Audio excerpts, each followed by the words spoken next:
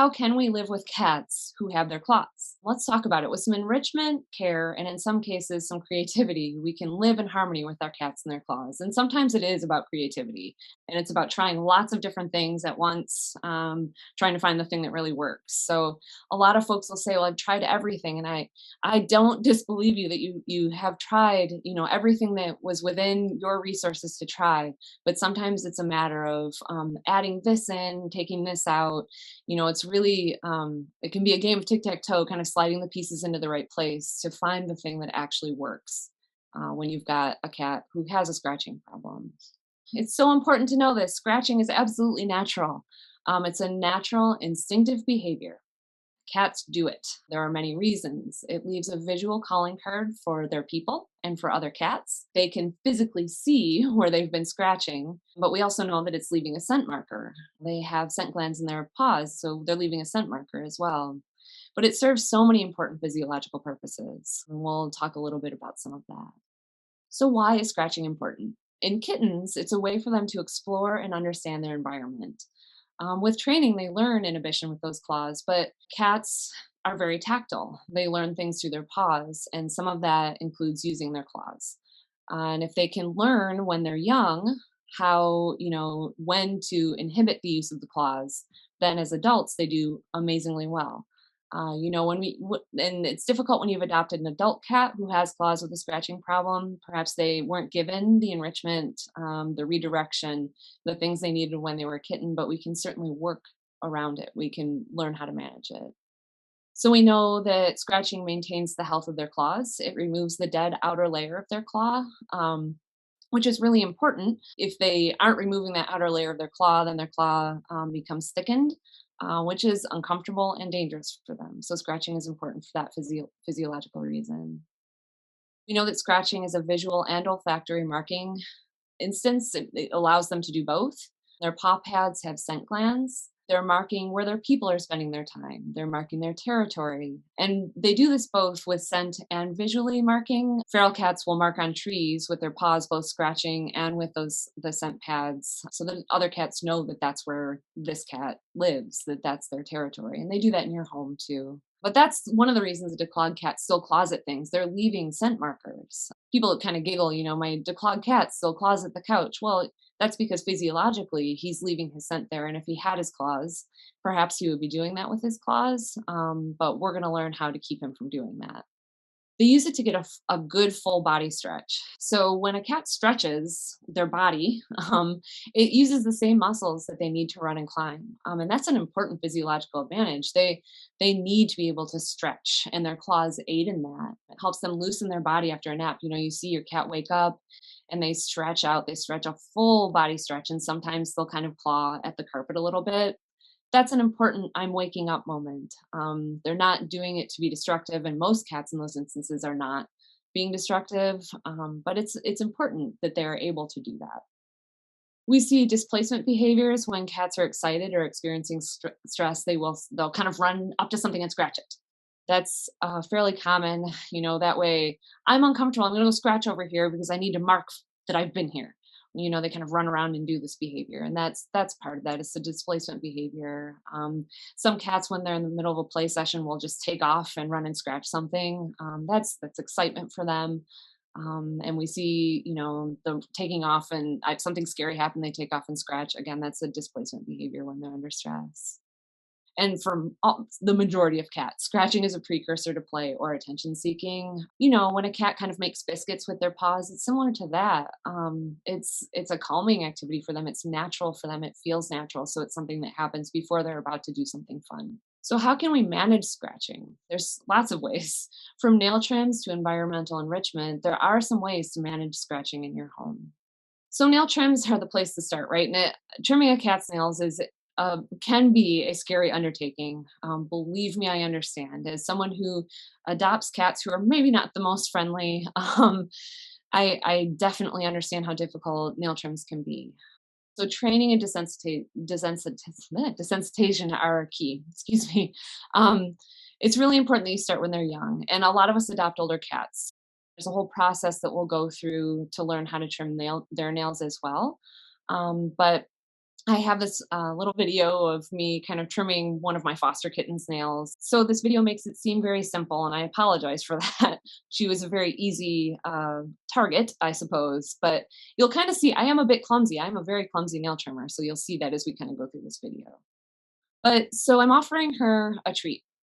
This all comes down to finding the best motivator, and it should be a food motivator for your cat. She's simple. She's a kitten. She likes, pretty much anything I'll give her. I love these Inaba treat pouch sticks. I use them for training. I use them pretty much for anything. I just push some of the food out at the end there and let her kind of lick on it. And of course, it falls, and I'm clumsy with my trimmers. This is me. This is what I look like trimming nails. Perhaps you will look like this as well. But I'm distracting her with food. And I'm going to pick each paw up and trim one nail, kind of check in with her, see how she's doing.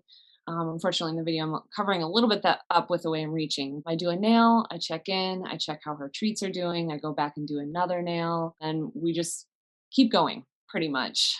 She's being rewarded throughout the process. I am checking in with her to make sure she's still comfortable, to make sure her treats are still there.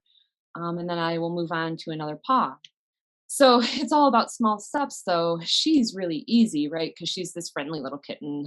This is something that I've been working on with her for some time. Plus, she was just about the easiest little kitten I think I've ever fostered. As someone who fosters feral kittens, she was very easy. I had her for a different reason. So she was a great model for this video. And it's not always going to look like this. I apologize for that.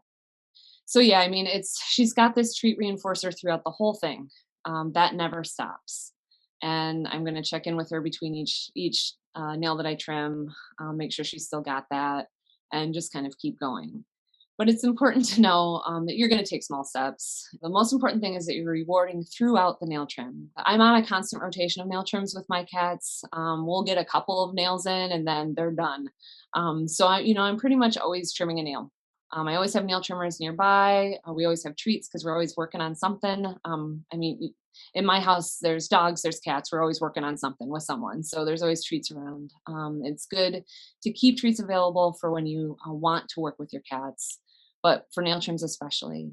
Find that food motivator. Find it, hang on to it, and use it for these nail trims. So let's make it as painless as possible. You're going to start small with all cats.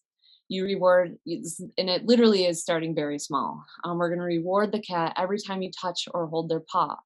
If you have a cat that's comfortable with their paw being held, then we're going to reward when you show them the trimmer. If they're comfortable with the trimmer, then you can hold the trimmer to their paw and reward while you do that. Once we're comfortable with that, we're rewarding as we trim, and we're rewarding after we trim. We want every part of this to be comfortable and feel safe for them. And, for some cats, it's going to take a while to build up to them feeling comfortable when you touch or hold their paw, and that's okay. These are instances where we can certainly ask our vets to help us out with nail trims. Most vets will get you in for a nail trim. You just want to make sure that you are patient with them. Everyone is working kind of behind schedule right now. So just be patient, but your vet can definitely get you in for a nail trim if you give them a call. But start with that, rewarding every time you touch their paw. If we're feeling comfortable with that, then we're moving on to the next steps. And eventually you will have a fully trimmed paw. But like I said, in my house, there is some cat who is always in the process of having a nail trim. I don't have a single cat who likes nail trim. So we are always doing a nail here and doing a nail there. But what are some other helpful tips? Some folks will wrap their cat in a towel, but it's really important that you don't struggle with your cat.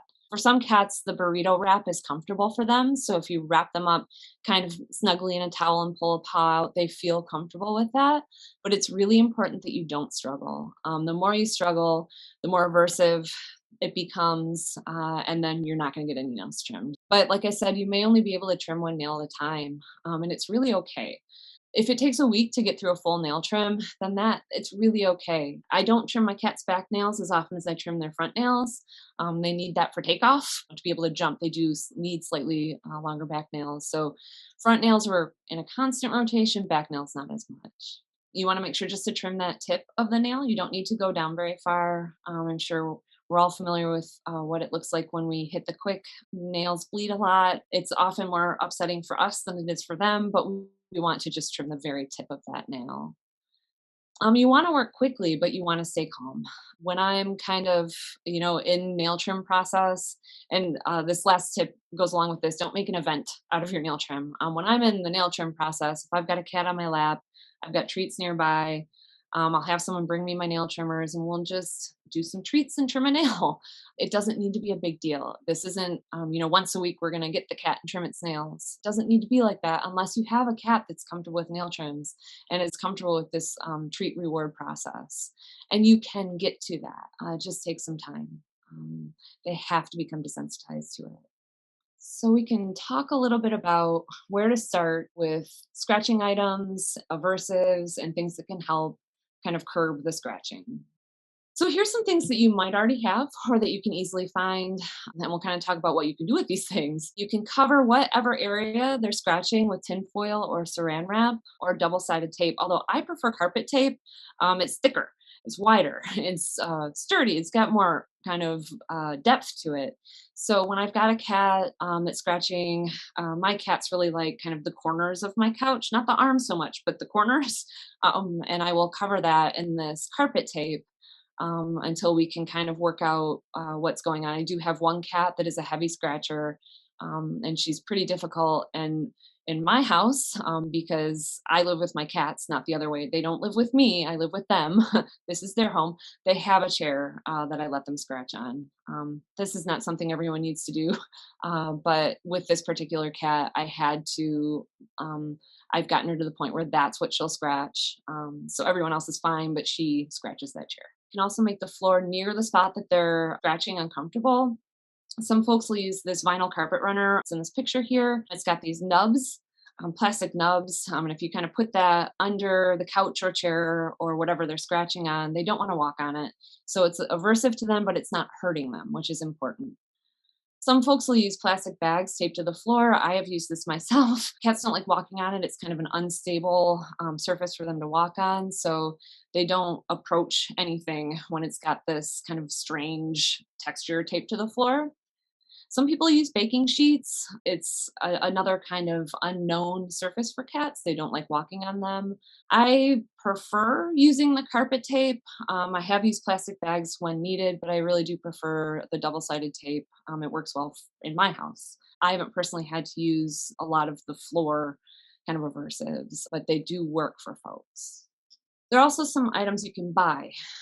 There's this product out, Fila Scratch, that I have not tried, but I have heard rave reviews about it. It's a relatively new product from the Feel folks. It's using Feel the pheromone, and some scratching tapes. The instructions are very detailed, both on their website and in the package. If you have any questions about the Feel Scratch itself, the website has some amazing tips to curb this scratching. And I'm kind of grateful I haven't had to use it, but when I talk to adopters and folks that are having scratching problems that have used it, it works wonders. So that's a good one to pick up. There's the Nature's Miracle Scratching Deterrent Spray. We'll talk a little bit about aversive sprays in a second. Nature's Miracle is a trusted product. I use it for other reasons in the house, and it's always one worth trying. It's not super expensive. So Sticky Paws is a cat-specific double-sided tape. You can get it at lots of pet stores. Some vet offices have it now too. I just happen to like the carpet tape because it's less expensive. But the Sticky Paws looks nicer, so that's worth checking out. And always making sure you have Feel Away spray in your house and diffusers. Those pheromones make a huge difference in any anxiety your cat might be experiencing. So it's always a good thing to try. As far as aversive sprays, I want to just lend a word of caution. Some cats are actually attracted to some of the aversive sprays. I had a cat who was very attracted to every aversive spray I tried in my house. So you want to be kind of cautious. Using an aversive that feels strange is probably better than trying something that has a certain scent to it, because your cat very well could be attracted to it. They're always worth trying. Every cat is very different. I always kind of like to add a word of caution into that. And kind of along with the nail caps as well, they're not sold quite as widely as they once were. And part of the reason for that is because your cat's claw is extended permanently with that nail cap on. And that's not necessarily the most comfortable way we want our cats to live. They're very successful. However, you do need to be comfortable putting them on, which is similar to a nail trim. And there's a little bit of discomfort involved in that for cats. But I definitely know people that swear by them, and that has been their success. And, if we're talking about the difference between someone surrendering their cat and someone putting nail caps on, obviously we're going to go with nail cap. So scratching posts and pads, there's such a huge variety, right? And cats are individuals and they want and need different outlets for their scratching. So the poster pad that works best for your cat might not be the first one you buy or make. And that's an unfortunate thing I have to tell you, but we need to find the one that they like. And sometimes it takes some trial and error to get there. So, kind of looking at them, orientation absolutely matters. Horizontal versus vertical. These are very important distinctions. Does your cat scratch at the carpet or does your cat scratch at vertical surfaces? We definitely know, we live with them, we know what surface they prefer. So, those are the types of scratching posts we want to provide. If you've got a cat that scratches a doorway, we want a vertical scratcher. Same if they're scratching your couch or chairs, we need a vertical scratcher. Lots of cats like to just kind of dig at the carpet, so we want a horizontal scratcher for them. And there's a huge variety of them. I just picked these two pictures. I love this wave scratcher because cats like to lounge on it and in it. So it's multi-purpose, which we love. It's important. That's one of my favorites. I've never had a cat that was a horizontal scratcher, so I've had them in my house, but all the cats enjoyed was sleeping on them, which is fine because it's actually a nice warm surface for them. So surface matters. Surface is probably one of the most important things. What surface does your cat like to scratch on? Let's see if we can mimic that. Most scratching posts come with sisal, cardboard, wood, they're carpeted, they have all kinds of surfaces on them. Let's find the thing that's closest to the thing that your cat is scratching. That's where we should start. That, if we're looking to invest in a scratcher, find something that is close to what your cat is scratching. I really like these different scratching posts. I'm especially fond of the one on the right because it's got this little rubbing surface at the base of it. Cats love to rub their faces on things. Once a cat has deposited their scent on something, they're more likely to come back to it. So I really like this one on the right a lot. We love scratching posts that have multiple surfaces and uses. I love this one on the left. It's sisal, it's wood, it's got this play track at the bottom, so that's a lot of fun. We like that. That's a good place to go. The one on the right has multiple scratching surfaces on it, as well as places for them to rest and jump from, so that's really useful. And finding something that's multi-purpose is the way to go. Cat scratchers and posts can be expensive, so if we can find something that does all the things, that's so much the better. But what's very important is that it's tall and that it's sturdy. They need to stretch to scratch. And it's true of both horizontal and vertical scratching posts. We need something that they can actually stretch their body up onto to scratch. And it's no good having a cat tree in your house if it's not the right surface, if it's not sturdy enough. If it wobbles when they jump on it, that's no good. Your cat knows that and they're not going to go on it. They're not going to scratch on it. They're not going to jump on it. And I also am a huge fan of these nail file scratchers. They're kind of newer on the scene. They've had them for dogs, but we're just now kind of getting into the cat realm with these. So it actually files their nails and it kind of satisfies the actual scratching needs that a cat has because they can remove that outer layer of their nail. They can get nice traction on it. They can stretch out. They're really useful and they help you with your nail trims. They actually file the nails down so that you don't have to trim them as often. But these guys can hang on a wall and they promote full length scratching, which is super important. I found a bunch of varieties on Chewy and on Amazon. My local pet store doesn't have one, but they can certainly order me one, which is great. So I love these guys. And then there's the hanging scratchers. Same deal. We wanted to be able to stretch, scratch. Often the hanging scratchers are very sturdy because they're attached to the wall. I am not the biggest fan of these guys that hang on doorknobs, but some cats love them. So it's always something to try, right? And these ones are not very expensive. So it's a good thing to try. So how does it work? You're telling me to use scratchers. What do I do now? Let's start by putting your scratching poster pad near the spot that they're currently using to scratch. Because what we know is that if your cat is scratching there, it's a socially important space in your home to them. Wherever that is, often it's in the living room on the couch that you sit on a lot, put a scratching post near there. That's where we're going to start. It doesn't have to stay there, but we want to start there. We want to have a scratching post near where they sleep and where their people are. Those are probably the two most important places. A cat likes to wake up and scratch, so let's have a scratching post near where they wake up. And we can talk about the cat tree that's in your spare bedroom that your cat never touches. The reason they don't use it is because you're not there. It needs to be somewhere that you spend time. And as much as we want them to look very cool and integrate them well into our house, sometimes the cat tree or scratching post that your cat loves is the one that kind of ruins your minimalist decor, unfortunately. But we have to find a solution for the scratching, and that's the way to do it. We find the one that they like. We don't hide it in the basement or in the spare bedroom. We put it where your cat spends time. So then we're going to make the scratcher desirable. And there's lots of ways we can do that. Catnip, food, we can physically feed them on the scratching post or cat tree. We can offer them high value treats there. We can play with them on or near the scratcher. I love to leave treat surprises on my cat trees. It just reminds them that, hey, this is a really cool place for me to go, and they love. That's part of the reason they love it, because there's always something fun there for them, and we're going to reward them every time we use that scratcher. We've made put some aversives up so that the physical scratching space is no longer exciting to them because they're not getting the response from the space that they once did. We're replacing it with something that they should want to use, and if they're not interested in that scratching post, then we should switch to something else, something that they are interested in, and we're going to make it really appealing. We're going to put treats there, we're going to play with them there, we're going to give them attention there. I have definitely fed cats right there to remind them that the scratching post is there. And if that's what we need to do, it works really well for a lot of cats because, I'm eating and now I have this great way to release some good pheromones right here onto this amazing scratching post. So really, we are putting up an aversive if we need to do that. We are replacing it with something appropriate, and then we are making that appropriate thing seem like a really great idea.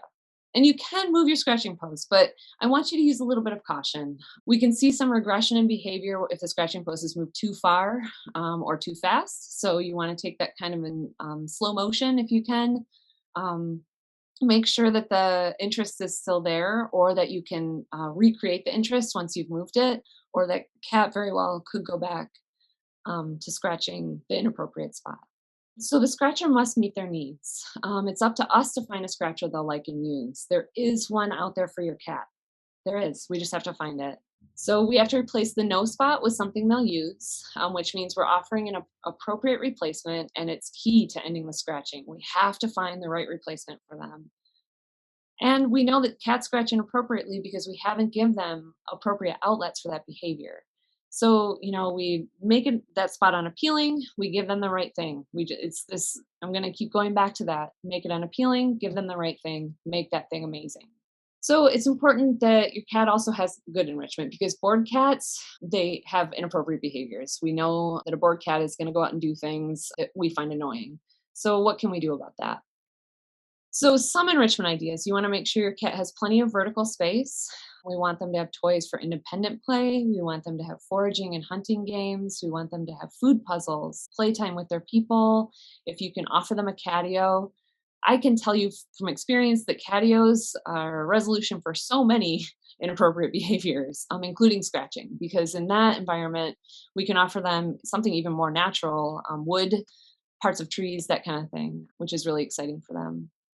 Leash and harness training is a great way to bust that boredom for a cat that's inappropriately scratching. Clicker training, cats learn so well and they want to learn. And when their brains are tired, they're not off doing inappropriate things. We want to make sure that all of their senses are satisfied. Giving them bird feeders at windows. Cat TV in my house is leaving the TV on to National Geographic. They'll just watch TV sometimes. I also have two fish tanks in my house that are safe from the cats, but that they can watch. They love those. Leaving music on for them, something soothing. Although not all cats need that soothing music, that's a good place to start. Making sure that they have a variety of surfaces and textures to engage with. Plenty of opportunity for energetic play, hunting, hiding, and social interaction. These are all key to kind of resolving the scratching behavior that we see. Feeding enrichment is one of my favorite things. And the cool thing is you can use this feeding enrichment to attract your cat to their scratching post. So these are actually dog feeding enrichment, which you can use for cats. The dog ones are less expensive than the cat ones. I will say that. They're often easier to find. So I like dog feeding puzzles a lot. The licky mat is one of my favorites. You spread a wet cat food on there and they just lick and lick and lick, and it just distracts them from all kinds of things and it resolves a bunch of behaviors, and it's fantastic. And I recommend everyone feed their cats wet food from licky mats. But definitely put that licky mat down on that cat tree, encourage them to eat there. It's a not only is it helping them kind of mentally, but it's encouraging them to be near that scratching post. In this nubbly feeding puzzle, it's kind of a slow feeder. Cats have to paw at their food to get it, to make it accessible. Again, it works their mind. It gives them something to do, and keeps their mind busy. There are so many feeding and treat toys. I recommend you kind of experiment.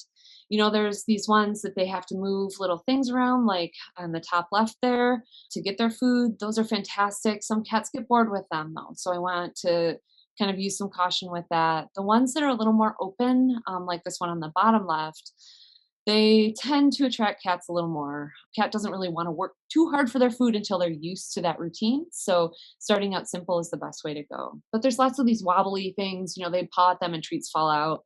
They're great ways to keep your cat's minds engaged. More treat balls. There are so many. I would suggest if you're just getting started out, you would start with something with a wider opening for them to knock the food out of, like this one on the right here. Because if they can't get the food, they're not going to engage with it, and it doesn't really do any good then. Foraging toys are amazing. Cats are foragers by nature. And so when we provide them with foraging options at home, inside, it's a great way to kind of curb some of the scratching behavior.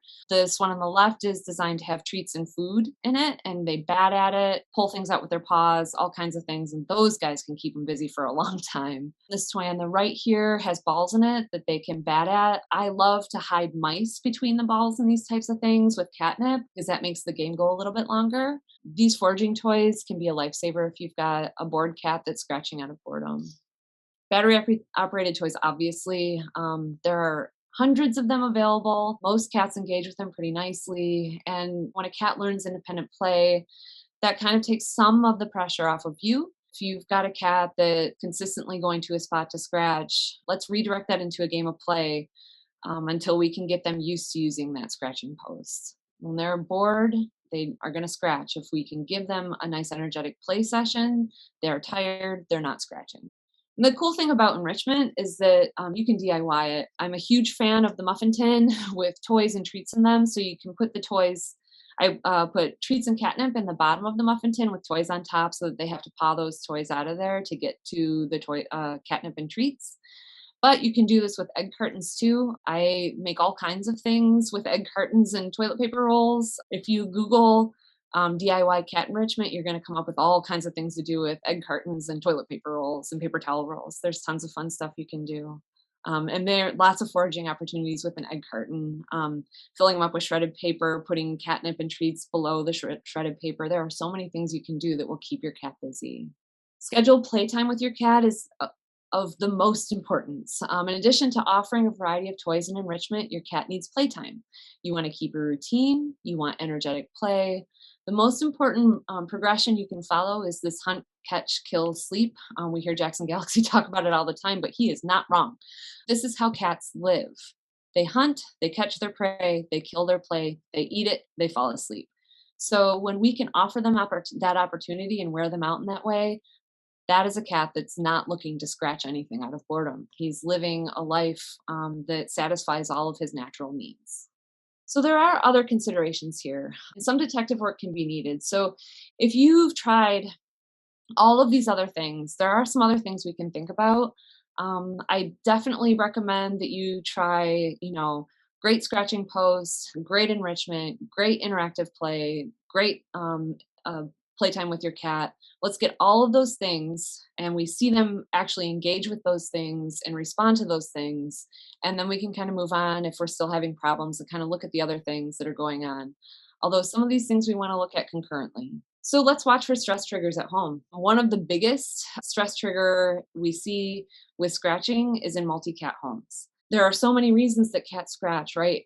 One of those biggest reasons is to mark their territory. So when we've got a cat in a multi-cat home that's scratching things, we need to make sure that every cat in that home has appropriate resources.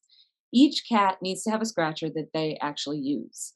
We can't just have one cat tree and one scratcher and call it good. If you've got four cats, we need to make sure that each of those cats has time and space to have their own scratcher. Um, Cats do a lot of time, what we call time sharing. You may have a cat on your lap for a good portion of the evening while the other cats nap, and they kind of rotate through that. The same is true of the resources. They need to have enough litter box resources. They need to have enough food resources. They need to have enough water. They need to have enough comfort items, and they must have enough scratching resources. Um, I'm definitely guilty of it myself. When I had a home full of 5 cats, I might have had 2 scratching posts maybe at one point, and it's not enough. It's just not enough. They each need to have a space that's just theirs. Unless you see that your cats are consistently sharing that space, then we know that they need more space. They need more scratching opportunities. Sometimes changes in the home environment, we know that scratching can be an anxiety related behavior. So if you've got changes in the home environment, sometimes something as simple as remodeling, someone staying at your house, there's just this huge variety of things that can change your home environment. Those things can cause scratching incidents, which is, also true when we have babies, when we have children come over to the house, when we bring other pets in. I have definitely seen in my house, my bad scratcher. I love her, but she's a scratcher. When we brought a new dog in, her scratching increased.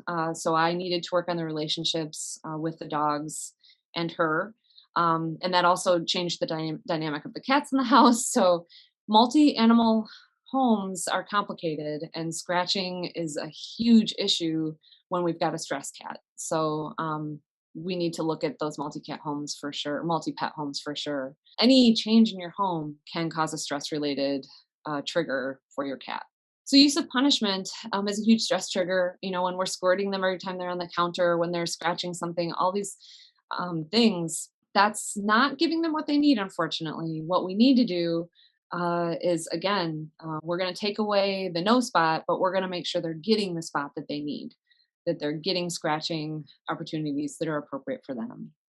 And then the big thing that we need to always look at is a change in medical status. It's very stressful for your cat to kind of go into, when we are going from 5 years to 10 years old, 10 years to 13 years old. That's stressful. Their mobility has changed, their eyesight has changed, their hearing has changed, their environment has changed. And we can often see cats start to scratch as they get older because they're just experiencing stress. That's a big change in life for them. A cat that's in pain may have a stress trigger from that and start scratching because of that. So if we have a cat that hasn't typically been a scratcher and all of a sudden they are, then it's definitely worth a trip to the vet. The same as we would with a cat that's not using a litter box. Any kind of behavior out of nowhere is warranted in a vet visit. All of these can cause stress related scratching. Resolving these issues related to these triggers will both increase your cat's confidence and allow them the emotional space to learn where to scratch appropriately. If we don't kind of remove these triggers, then we can't give them the space, emotionally to learn how to scratch appropriately.